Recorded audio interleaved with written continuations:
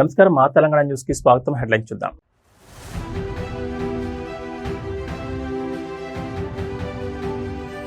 అమరావతికి సరికొత్త ప్రగతి కళ.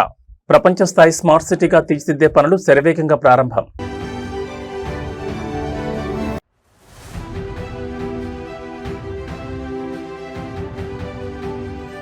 ప్రభుత్వ బడుల వైపు పేద మధ్యతరగతి చూపు. ఈ ఏడాది కొత్తగా 1.06 లక్షల మంది విద్యార్థుల ప్రవేశం.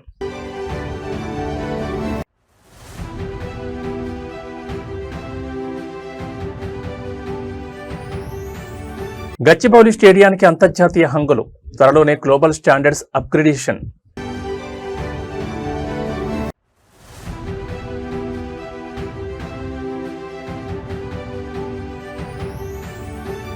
తెలంగాణలో ఒంటరి మహిళలకు శుభవార్త. ఆగస్టు 15 నుంచి నూతన పెన్షన్ల పంపిణీ. ఇక డీటెయిల్స్ చూస్తే, ఆంధ్రప్రదేశ్ ప్రజల ఆత్మగౌరవం, కోట్లాది మంది ఆకాంక్షల ప్రతిరూపం మన ప్రజా రాజధాని అమరావతి సరికొత్త ప్రగతి వైపు దూసుకుపోతోంది. ఒక పక్క కృష్ణానది పవిత్ర జలాలు, మరోపక్క కలియుగ వైకుంఠనాథుడు శ్రీ వెంకటేశ్వర స్వామివారి దివ్య ఆశీస్సులతో అమరావతి ఎల్లప్పుడూ దైవ దీవెనలు పొందుతుందని ముఖ్యమంత్రి చంద్రబాబు నాయుడు ఆకాంక్షించారు. ఆంధ్రప్రదేశ్ రాజధాని ప్రాంతం అభివృద్ధి ప్రాధికార సంస్థ నూతన నివేదికల ప్రకారం ప్రపంచ స్థాయి మౌలిక సదుపాయాలతో కూడిన స్మార్ట్ సిటీగా అమరావతిని తీర్చిదిద్దే పనులు శరవేగంగా పునఃప్రారంభమయ్యాయి. గత కొన్నేళ్లుగా రాజధాని నిర్మాణం నిలిచిపోవడంతో భూములిచ్చిన రైతుల నుంచి ఉద్యోగ అవకాశాల కోసం ఎదురుచూసిన యువత వరకు క్షేత్రస్థాయిలో తెలుగు ప్రజల పడ్డ కష్టాన్ని శాశ్వతంగా తుడిచిపెట్టేలా సరికొత్త ప్రణాళికలు రూపుదిద్దుకున్నాయి. కేవలం పరిపాలనకే పరిమితం కాకుండా స్టార్టప్లు, ఐటీ పరిశ్రమలు, ఉన్నత విద్యా సంస్థలు మరియు అంతర్జాతీయ ప్రమాణాలతో కూడిన మెడికల్ హబ్ల స్థాపనకు అమరావతి కేంద్ర స్థానంగా మారనుంది. కృష్ణమ్మ ఒడ్డున వెలసిన ఈ చారిత్రక నగరం తెలుగువారి ప్రతిభకు గ్లోబల్ ప్లాట్ఫామ్ను సృష్టిస్తూ రాబోయే తరాలకు ఉపాధి దీపంగా వెళ్లనుంది. ఈ పవిత్ర భూమిపై నిర్మితమవుతున్న రాజధాని తెలుగు జాతి కీర్తి కిరీటంలో మకుటంగా నిలుస్తుందని ప్రభుత్వం గట్టి నమ్మకంతో ఉంది.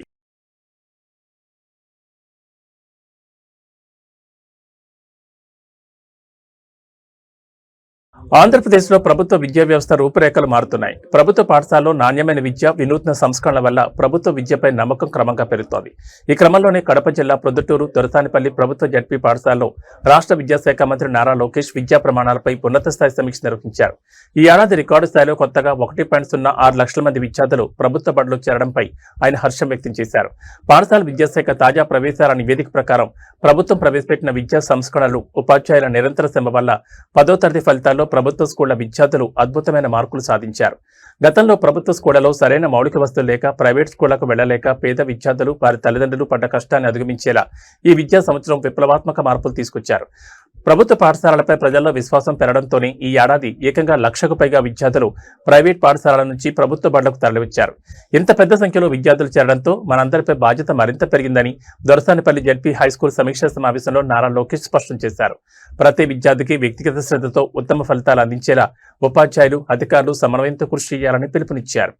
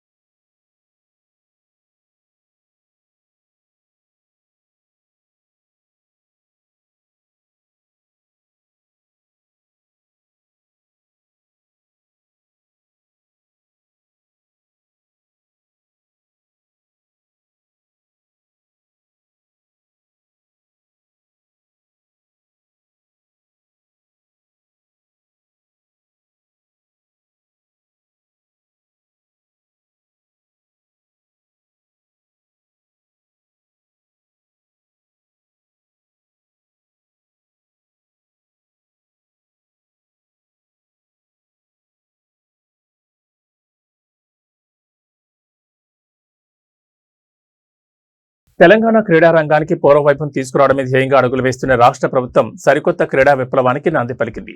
ప్రతిష్టాత్మక టీజీ20 లీగ్ తొలి సీజన్ ఛాంపియన్స్ గా నిలిచిన హైదరాబాద్ ఈ ఛాంపియన్స్ జట్టు సభ్యులను ముఖ్యమంత్రి రేవంత్ రెడ్డి స్వయంగా ఘనంగా సన్మానించారు. హైదరాబాద్ లోని ఎంసీఆర్ హెచ్ఆర్డీ వేదికగా సాగిన వేడుకలో విజేతలకు నగదు బహుమతి చెక్కులను అందజేయడమే కాకుండా గ్రామీణ క్రీడాకారులను వెలికితీసేందుకు గచ్చిబౌలి స్టేడియాన్ని అంతర్జాతీయ ప్రమాణాలతో తీర్చిదిద్దేందుకు ప్రత్యేక ప్రణాళికలను సీఎం ప్రకటించారు. టీజీ20 లీగ్ ఫైనల్ 4లో ఉప్పల్ గ్రీన్ కారిడార్ వేదికగా జరిగిన మ్యాచ్లో అన్విత ఖమ్మం ఎస్ఎస్ జట్టును ఓడించి తొలి కప్పును ముద్దాడింది. హైదరాబాద్ ఈ ఛాంపియన్స్ ఈ విజేత జట్టుకు సన్మానం చేసేందుకు ఎంసీఆర్ హెచ్ఆర్డీలో జరిగిన ప్రత్యేక సదస్సుకు ముఖ్యమంత్రి రేవంత్ రెడ్డితో పాటు జాతీయ బ్యాడ్మింటన్ కోచ్ పుల్లెల గోపీచంద్, ఈనాడు గ్రూప్ ఎండీ కిరణ్ తదితర ప్రముఖులు హాజరయ్యారు.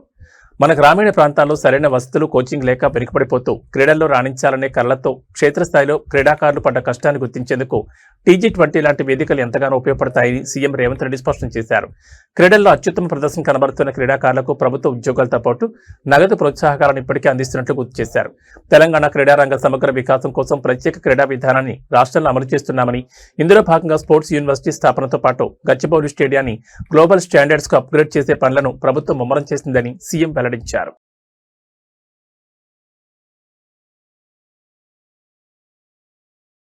తెలంగాణలో సామాజిక భద్రతను మరింత బలోపేతం చేసే దిశగా ప్రభుత్వం అడుగులు వేస్తోంది. అర్హులైన ప్రతి ఒంటరి మహిళకు అండగా నిలవాలనే సంకల్పంతో సరికొత్త పెన్షన్ల పంపిణీకి ముహూర్తం ఖరారైంది. ములుగు జిల్లా పర్యటనలో ఉన్న రాష్ట్ర గ్రామీణాభివృద్ధి శాఖ మంత్రి సీతక్క ఆగస్టు 15 నుంచి నూతన పెన్షన్లను లబ్ధిదారులకు అందజేయనున్నట్లు అధికారికంగా ప్రకటించారు. ఎలాంటి అక్రమాలకు తావు లేకుండా క్షేత్రస్థాయి పరిశీలన పటిష్టం చేయాలని అధికారులను ఆదేశించారు. ములుగు జిల్లా గ్రామీణాభివృద్ధి సంస్థ అంతర్గత వర్కింగ్ గైడ్లైన్స్ ప్రకారం నూతన పెన్షన్ లబ్ధిదారుల జాబితాను పూర్తి పారదర్శకంగా ఎక్కడా పొరపాట్లకు తావు లేకుండా సిద్ధం చేయాలని క్షేత్రస్థాయి అధికారులను మంత్రి సీతక్క ఆదేశించారు. గతంలో అర్హత ఉండి కూడా దరఖాస్తులు పెండింగ్ లో ఉండిపోవడం, కార్యాలయాల చుట్టూ తిరిగిన సమాచారం అందక సామాన్య లబ్ధిదారులు పడ్డ కష్టాన్ని శాశ్వతంగా తొలగించడానికి మున్ముందు పకడ్బందీ వెరిఫికేషన్ ప్రక్రియ కొనసాగనుంది. ప్రస్తుతం పెన్షన్లు పొందుతూ మరణించిన లబ్ధిదారుల పేర్లను జాబితా నుంచి తక్షణమే తొలగించాలని, తద్వారా నిధుల దుర్వినియోగానికి చెక్ పెట్టొచ్చని స్పష్టం చేశారు. ప్రభుత్వ సంక్షేమ పథకాలపై గ్రామస్థాయి నుంచి ప్రజల్లో అవగాహన కల్పించేలా స్థానిక ప్రజాప్రతినిధులు మరింత క్రియాశీలక పాత్ర పోషించాలని మంత్రి సూచించారు. ఈలోపు పెండింగ్ దరఖాస్తుల క్లియరెన్స్ కోసం ప్రత్యేక డ్రైవ్ చేపట్టాలని ములుగు జిల్లా యంత్రాంగానికి దిశానిర్దేశం చేశారు. కాబట్టి అందరికి ఎవరికి ఏ అర్హత అంటే ఎలిజిబిలిటీ ఉందో వాళ్ళకు సంబంధించిన స్కీమ్స్ కూడా అందరికి అందజేయాలనే ఉద్దేశంతో పనిచేస్తా ఉన్నాం. వచ్చే 15వ తారీఖు నాడు మాక్సిమం అందరు మహిళలు ఎవరైతే విడోస్ ఉన్నారో, సింగిల్ ఉమెన్ ఉన్నారో వాళ్ళందరికి కూడా పెన్షన్స్ ఇచ్చే స్కీమ్ ను కూడా మనం తీసుకురాబోతున్నాం. అదేవిధంగా 20 తారీఖు నుంచి మరి పంచాయతీరాజ్ శాఖ ఆధ్వర్యంలో స్వచ్ఛధనం, పచ్చదనం, అదేవిధంగా నీటి కుంట, ఊటి కుంట, పంట కుంట, మరి వాటితో పాటు ఉపాధి హామీలో ఉండేటువంటి వివిధ రకాల పనులను కూడా విస్తృతంగా వేగవంతం చేసేందుకు కూడా ముందుకెళ్లడం జరుగుతుంది. 20 తారీఖు నుంచి ప్రణాళిక పెట్టుకుని ప్రతి గ్రామాన్ని అభివృద్ధి పదంలో తీసుకెళ్లడమే లక్ష్యంగా పనిచేస్తుంది. భారతీయ రైల్వే నెట్వర్క్ భవిష్యత్ దిశను మార్చే సరికొత్త పర్యావరణహిత రవాణా శకం ప్రారంభమైంది. బొగ్గు, డీజిల్, ఓవర్ హెడ్ విద్యుత్ లైన్లతో ఏమాత్రం పని లేకుండా సొంతంగా రైల్లోనే స్వచ్ఛమైన హైడ్రోజన్ ఇంధనం ద్వారా విద్యుత్తును ఉత్పత్తి చేసుకుని నడిచే దేశంలోనే మొట్టమొదటి హైడ్రోజన్ ప్యాసింజర్ రైలును ప్రధానమంత్రి నరేంద్ర మోడీ ప్రారంభించారు. హర్యానాలోని జింద్ రైల్వే స్టేషన్ నుంచి పచ్చి జెండా ఊపి ప్రారంభించిన ఈ రైలు ఉత్తర రైల్వే పరిధిలోని జింద్, సోనిపట్ మధ్య 89 కిలోమీటర్ల మేర ప్రయాణించనుంది. రైల్వే బోర్డు మరియు research designs and standards organisation అధికారిక సాంకేతిక నివేదికల ప్రకారం ఈ హైడ్రోజన్ రైలు మొత్తం 10 కోచ్ల కాన్ఫిగరేషన్తో రూపొందించింది. ప్రపంచవ్యాప్తంగా అందుబాటులో ఉన్న హైడ్రోజన్ ట్రైన్ల కంటే ఇది అత్యంత పొడవైన ప్యాసింజర్ రైలుగా గుర్తింపు పొందింది. ఈ రైల్లో ఒక చిన్నపాటి పవర్ ప్లాంట్ తరహాలో proton exchange membrane fuel cell అమర్చబడింది. రైలుకు ఇరువైపులా ఉన్న 2 డ్రైవింగ్ పవర్ కార్లు తలా 1200 kW చొప్పున మొత్తం 3200 HP సామర్థ్యంతో కూడిన అల్ట్రా పవర్ ప్రొపల్షన్ వ్యవస్థను కలిగి ఉన్నాయి. గతంలో డీజిల్ ఇంజన్ల నుంచి వెలువడిపోగా విపరీతమైన శబ్దం వల్ల పర్యావరణం పాడైపోతూ రైల్వే ప్రయాణంలో క్షేత్రస్థాయిలో ప్రయాణికులు పడ్డ కష్టాన్ని పూర్తిగా తుడిచిపెట్టేలా ఈ రైలును శబ్దరహితంగా తీర్చిదిద్దారు. భద్రతకు అత్యంత ప్రాధాన్యతనిస్తూ హైడ్రోజన్ లీక్ అగ్ని ప్రమాదాలను సెకన్ల వ్యవధిలో గుర్తించే సెన్సార్లతో పాటు ఒకవేళ లీక్ జరిగినా అది ఎక్కడా పేరుకుపోకుండా వాతావరణంలో సులువుగా కరిగిపోయేలా ప్రత్యేక నాన్ స్టాప్ వెంటిలేషన్ వ్యవస్థను ఇందులో ఏర్పాటు చేశారు. हाइड्रोजन ट्रेन हरी झंडी मिल चुकी है. 10 डिब्बों वाली ट्रेन जींद से सोनीपत के बीच की 90 किलोमीटर की दूरी को करीब 2 घंटे में तय करेगी. अगर वैश्विक स्तर पर देखें तो अब भारत उन चुनिंदा देशों में शामिल है जहां पर हाइड्रोजन ट्रेन्स संचालित की जाती हैं. और अक्सर हमने देखा है कि जो विदेशी ट्रेन्स हैं उनमें 2 या 3 कोचेज ही होते हैं. भारत में ये सबसे लंबी ट्रेन 10 कोचों वाली चलाई गई है. लगभग 2600 यात्रियों की क्षमता होगी. हाइड्रोजन फ्यूल सेल से बिजली उत्पादन किया जाएगा और डिजाइन ऐसी की गई है कि इसकी जो रफ्तार है, उसकी जो स्पीड है वो करीब 110 किलोमीटर प्रति घंटा. लेकिन आपने देखा होगा कि ये जो दूरी है 90 किलोमीटर की वो 2 घंटे में तय की जा रही है. यानी अभी इसकी स्पीड कम रखी गई है. इसको भारतीय ट्रैक्स पर संचालित किया जा रहा है. पायलट प्रोजेक्ट है. देश की पहली हाइड्रोजन ट्रेन. इसके सफल संचालन के बाद ऐसे रूट्स जहां पर इलेक्ट्रिफिकेशन नहीं हुआ है वहां पर हाइड्रोजन ट्रेन को चलाया जाएगा। ఆంధ్రప్రదేశ్లో సోషల్ మీడియా వేదికగా సాగుతున్న అరెస్టుల పర్వంలో మరో కీలక న్యాయస్థాన పరిణామం చోటు చేసుకుంది. రాప్తాడుకు చెందిన YSRCP social media activist Kuruba Srikanth రిమాండ్ను కోర్టు తోసిపుచ్చింది. మడకసిర టీడీపీ ఎమ్మెల్యే ఎంఎస్ రాజును ప్రశ్నించిన వ్యవహారంలో 4 రోజుల క్రితం పోలీసులు శ్రీకాంత్ అదుపులోకి తీసుకోగా కస్టడీలో తనను తీవ్రంగా చిత్రహింసలు పెట్టారంటూ ఆయన నేరుగా న్యాయమూర్తికి ఫిర్యాదు చేశారు. దీంతో ఆగ్రహం వ్యక్తం చేసిన కోర్టు రిమాండ్ తిరస్కరిస్తూ శ్రీకాంత్ను సొంత పూచీకత్తుపై విడుదల చేయాలని ఆదేశించింది. ఎమ్మెల్యే ఎంఎస్ రాజుకు సంబంధించిన పోస్టింగ్స్ మరియు ప్రశ్నలపై 4 రోజుల క్రితం శ్రీకాంత్ను పోలీసులు అరెస్ట్ చేశారు. అయితే కస్టడీలో చట్ట నిబంధనలను పక్కన పెట్టి తనను శారీరకంగా హింసించారని శ్రీకాంత్ కోర్టు బోన్లో వాపోయారు. ప్రశ్నించే హక్కును ఉపయోగించినందుకు రాత్రికి రాత్రి అరెస్ట్ చేసి కస్టడీ పరిమితి దాటిన జైల్లో ఉంచి తీవ్రమైన శారీరక మానసిక హింసకు గురిచేస్తూ క్షేత్రస్థాయిలో ఆ యాక్టివిస్ట్ మరియు అతని కుటుంబ పడ్డ కష్టాన్ని న్యాయవాదులు గట్టిగా కోర్టు ముందుంచారు. దీంతో నిందితుడిపై మోపిన సెక్షన్లు, పోలీసుల అరెస్టు విధానాన్ని తీవ్రంగా పరిశీలించిన జడ్జ్ రిమాండ్ అభ్యర్థులను కొట్టివేశారు. మరోవైపు ఒక కేసులో బెయిల్ వస్తే ఇంకో కేసులో లోపల వేసేలా అనంతపురం రూరల్ సింగనమల, ఇటుకలపల్లి, అగలి పోలీస్ స్టేషన్లో శ్రీకాంత్పై పోలీసులు వరుసగా కేసులు నమోదు చేయడం ఇప్పుడు తీవ్ర చర్చనీయాంశంగా మారింది. ఒకే వ్యక్తిపై ఒకే రకమైన ఆరోపణలతో వరుస కేసులు పెట్టడంపై పౌర హక్కుల సంఘాలు అభ్యంతరం వ్యక్తం చేస్తున్నాయి.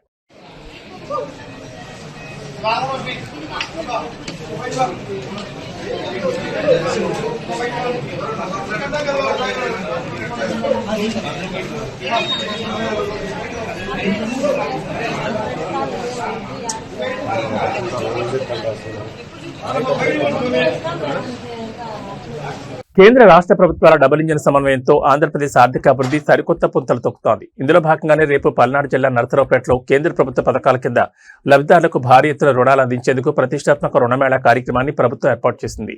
ఈ మెగా ఈవెంట్లో పాల్గొనేందుకు విచ్చేసిన దేశ ఆర్థిక శాఖ మంత్రి నిర్మలా సీతారామన్ కు గన్నవరం అంతర్జాతీయ విమానాశ్రయంలో రాష్ట్ర ఆర్థిక మంత్రి పయ్యావుల కేశవ్ స్వయంగా పుష్పగుచ్చం అందించి ఘన స్వాగతం పలికారు.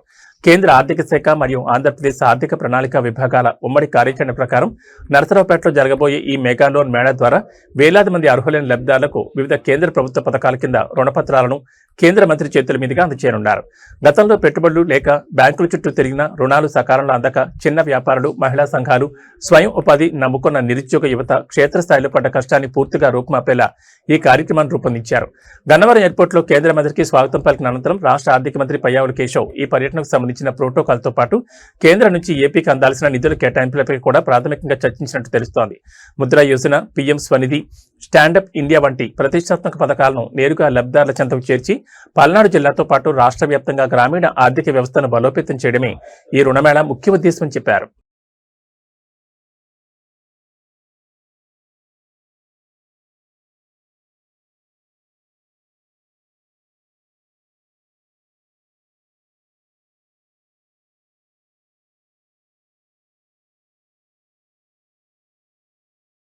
చట్టం ముందు అందరూ సమానులే, రాజ్యాంగం కల్పించిన హక్కులు అందరికీ ఒకటే. కానీ క్షేత్రస్థాయిలో పోలీసుల చర్యలు చూస్తుంటే నిజంగానే అందరికీ ఒకే రకమైన ట్రీట్మెంట్ అందుతుందా అనే అనుమానాలు బలపడుతున్నాయి.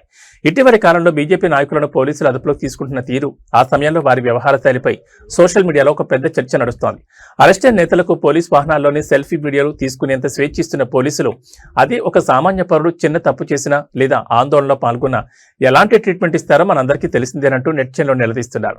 శాంతి భద్రతల పరిరక్షణ పేరుతో పోలీసులు అనుసరిస్తున్న ద్వంద్వ విధానాలపై సామాన్య ప్రజానీకం తీవ్ర అసంతృప్తిని వ్యక్తం చేస్తోంది. బీజేపీ నాయకురాలు కొంపెళ్ల మాధవిలత తదితర రాజకీయ ప్రముఖులను పోలీసులు వాహనాల్లోకి ఎక్కించినప్పుడు వారు చాలా సులువుగా మొబైల్స్ వాడుతూ సెల్ఫీ వీడియోలు రికార్డ్ చేస్తూ సోషల్ మీడియాలో పోస్ట్ చేసేందుకు లైన్ క్లియర్ అవుతోంది. ప్రతిరోజు ట్రాఫిక్ చలాన్ల దగ్గర నుంచి చిన్నపాటి పోలీస్ స్టేషన్ గొడవల వరకు తీవ్రమైన ఒత్తిడిని, మానసిక ఆందోళనను ఎదుర్కొంటూ సామాన్య ప్రజలు పడుతున్న కష్టాన్ని పోల్చి చూస్తే రాజకీయ నేతలకు లభిస్తున్న ప్రివిలేజ్ స్పష్టంగా కనిపిస్తోందని విమర్శకులు చెబుతున్నారు. సాధారణ పౌరులను పోలీస్ స్టేషన్లకు తరలించేటప్పుడు కనీస సమాచారం ఇచ్చే అవకాశం కూడా లేకుండా ఫోన్లు లాక్కుంటున్నారని, అదే రాజకీయ నేతలకు మాత్రం పోలీస్ వాహనాలే పబ్లిసిటీ ప్లాట్ఫామ్లుగా మారుతున్నాయని ఆరోపణలు వస్తున్నాయి. డెమోక్రటిక్ పోలీసింగ్ మరియు పౌర హక్కుల నిబంధనల ప్రకారం అరెస్ట్ చేసిన ప్రతి వ్యక్తికి ఒకే రకమైన రక్షణ, గౌరవం దక్కాలి. కానీ ప్రాక్టికల్ గా వీఐపీలకు లభిస్తున్న మర్యాదలు, సామాన్యుడిపై ప్రతాపం చూపించే లాఠీలకు మధ్య వ్యత్యాసం ప్రజాస్వామ్యంలో తీవ్రమైన అసమానతలకు దారితీస్తోందని సామాజిక విశ్లేషకులు స్పష్టం చేస్తున్నారు. I'm here detained at the airport with the police force because according to law and order, they believe that, they would want to maintain law because there's a bonal also going on. I'm right now in the airport. Just look at the surroundings around me. I'm typically detained here.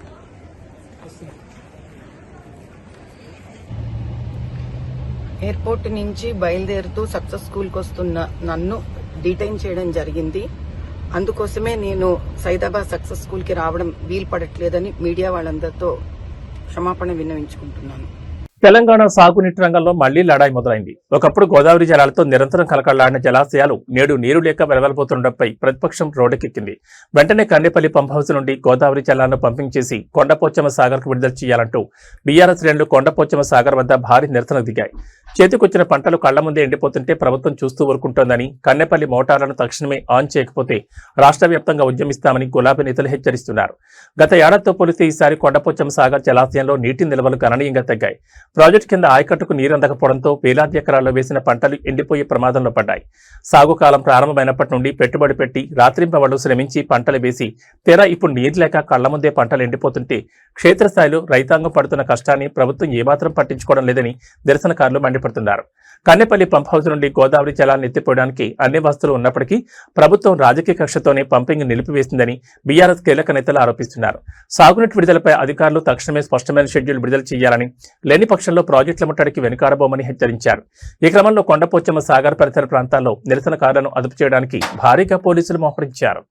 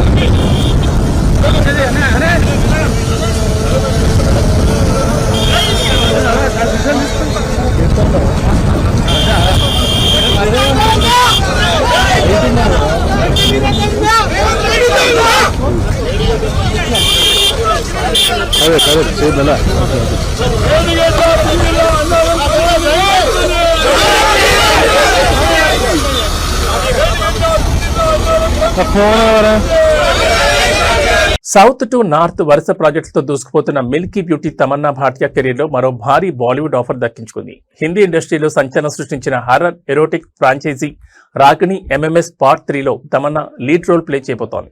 Ekta Kapoor నిర్మిస్తున్న ఈ భారీ crazy project shooting లో పాల్గొంటున్నట్లుగా తమన్నా స్వయంగా తన social మీడియాలో clap port picture ను share చేస్తూ అధికారికంగా కన్ఫర్మ్ చేసింది. గత చిత్రాల కంటే ఈ మూడో భాగంలో హారర్ ఎలిమెంట్స్ తో పాటు తమన్నా పాత్ర ఎంతో భిన్నంగా అత్యంత బోల్డ్ గా ఉండబోతోందట. ఈ మూవీకి సంబంధించిన పూర్తి ఆసక్తికర వివరాలు చూస్తే Veere the wedding fame Shashank Ghosh ఈ చిత్రానికి దర్శకత్వం వహిస్తున్నారు. Alt Balaji motion pictures banner పై ఏక్తా కపూర్ ఈ ప్రాజెక్టును అత్యంత ప్రతిష్టాత్మకంగా నిర్మిస్తున్నారు. ఇటీవల వైవిధ్యమైన పాత్రల కోసం చూస్తూ కేవలం గ్లామర్ పాత్రలకే పరిమితం కాకుండా తన యాక్టింగ్ స్కోప్ పెంచుకోవడానికి క్షేత్రస్థాయిలో తమన్నా మరియు ఆమె టీం పడ్డ కష్టాన్ని ఈ ప్రాజెక్ట్ సఫలం చేసేలా కనిపిస్తోంది. ఇప్పటికే అరమ్నై 4 చిత్రంతో హర్రర్ జోనర్ లో బ్లాక్ బస్టర్ అందుకున్న తమన్నాకు ఈ బాలీవుడ్ హర్రర్ సిరీస్ మరింత ప్లస్ కానుంది. గతంలో ఈ ఫ్రాంచైజీలో వచ్చిన మొదటి పార్ట్లో కైనాజ్ మోతీవాలా, రెండవ భాగంలో సన్నీ లియోన్ ప్రధాన పాత్రలు పోషించి సూపర్ హిట్ సాధించారు. ఇప్పుడు మిల్కీ బ్యూటీ తమన్నా వీరిని మించి సరికొత్త నటనతో పాటు బోల్డ్నెస్ మరియు హర్రర్ కలయికతో ప్రేక్షకులను భయపెట్టడానికి సిద్ధమవుతోంది. బంగారం కొనుగోలుదారులకు బులియన్ మార్కెట్ వరుసగా రెండో రోజు కూడా తీపి కబరందించింది. గత కొన్ని వారాలుగా ఆకాశమే హద్దుగా దూసుకెళ్లిన పసిడి ధరలు అంతర్జాతీయ మార్కెట్లో చోటు చేసుకునే పరిణామాల వల్ల ఒక్కసారిగా దిగొచ్చాయి. హైదరాబాద్ బులియన్ మార్కెట్లో నేడు 24 క్యారెట్ల స్వచ్ఛమైన బంగారం ధర 10 గ్రాములకు ఏకంగా ₹760 తగ్గగా ఆభరణాల తయారీకి వాడే 22 క్యారెట్ల పసిడి ధర ₹700 మేరకు క్షీణించింది. పసిడి బాటలోని వెండి ధరలు కూడా స్థిరంగా సాగుతున్నాయి. జాతీయ అంతర్జాతీయ కమోడిటీ మార్కెట్ల తాజా సమాచారం ప్రకారం అమెరికా కన్స్యూమర్ ప్రైస్ ఇండెక్స్ ద్రవ్యోల్బణ గణాంకాలు మరియు గ్లోబల్ స్పాట్ గోల్డ్ ట్రేడింగ్ లో భారీ అమ్మకాల ఒత్తిడి కారణంగా ఈ తగ్గుదల నమోదైంది. ఇటీవల పెళ్లిళ్ల సీజన్ సమీపిస్తున్న తరుణంలో రోజురోజుకు పెరిగిన బంగారం రేట్లతో ఆందోళన చెందుతూ బడ్జెట్ ఎలా సర్దుబాటు చేసుకోవాలో తెలియక క్షేత్రస్థాయిలో సామాన్య కొనుగోలుదారు పడ్డ కష్టాన్ని ఈ తాజా ధరల క్షీణత కాస్త దూరం చేయనుంది. హైదరాబాద్ బులియన్ డెస్క్ సమాచారం ప్రకారం నేడు 24 క్యారెట్ల 10 గ్రాముల బంగారం ధర 1,42,530 వద్ద ముగిసింది. అటు 22 క్యారెట్ల 10 గ్రాముల ఆభరణాల బంగారం ధర 1,30,650కు చేరింది. అయితే కొనుగోలుదారులు గమనించాల్సిన ముఖ్యమైన విషయం ఏంటంటే ఈ ప్రకటించిన బేసిక్ ధరలపై అదనంగా 3% జీఎస్టీ మరియు తయారీ కూలీ అదనంగా చెల్లించాల్సి ఉంటుంది.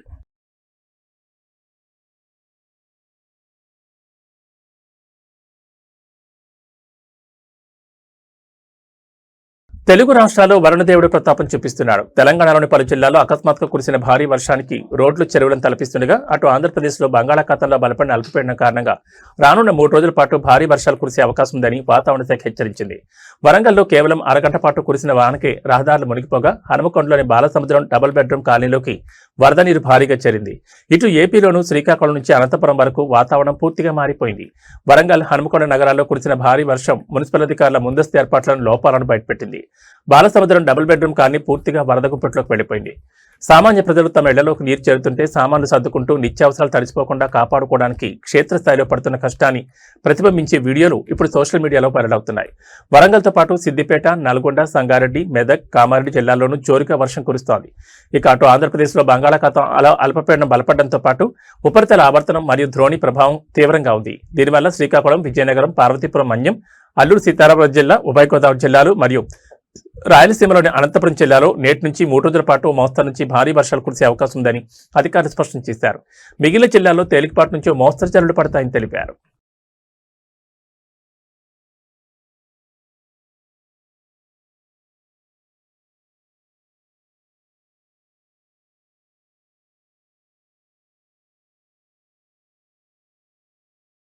ఏబీ బులెటిన్ విశేషాలు. నమస్కారం.